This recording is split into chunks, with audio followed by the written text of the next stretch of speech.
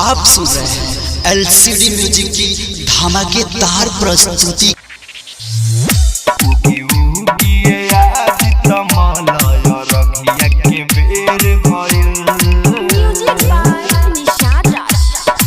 बोली बोली छठी मैया की पानी में खड़ा बानी कब से सुबेर भइल,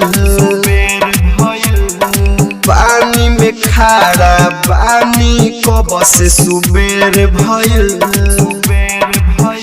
उगी उगी आदित्य मलय रखिया के बेर भइल। उगी उगी आदित्य मलय रखिया के बेर भइल। पानी में खड़ा बानी कब से सुबेर भइल। पानी में खड़ा बानी कब से सुबेर भइल।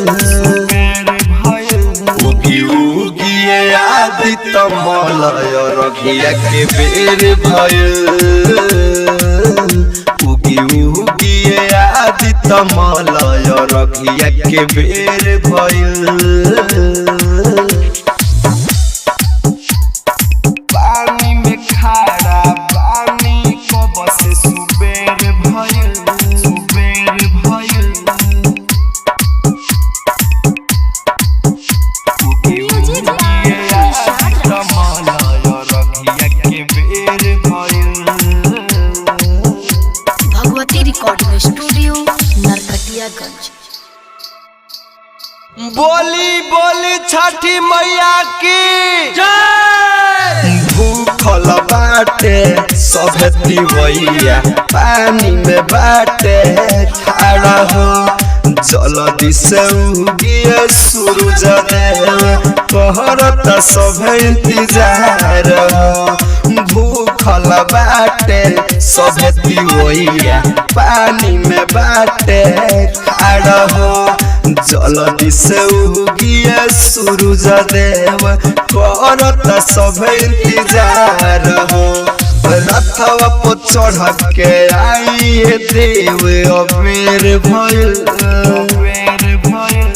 रथवा पर चढ़ के आइए देव अबेर भइल।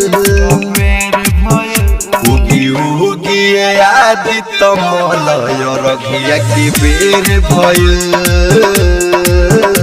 उगी उगी आदित्य मलय रखिया के बेर भइल। पानी में खड़ा बानी कब से सुबेर भइल, सुबेर भइल।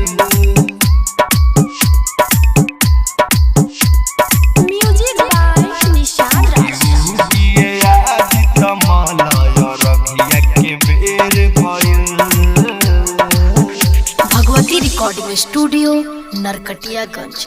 बोली बोली छठी मैया की जय। जानेला सभे राउर महिमा पूरा ई संसार जी। अमित यार सन करेला जी सुनिए देव पुकार जी।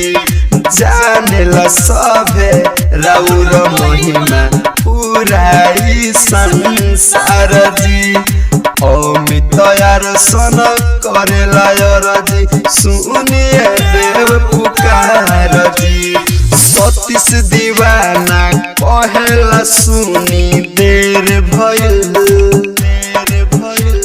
सतीश दीवाना कहेला सुनी देर भइल। उगी उगी आदित्य मलय रखिया के बेर भइल।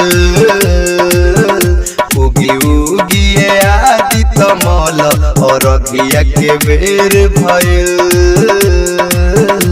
Bhagwati recording studio Narkatiaganj.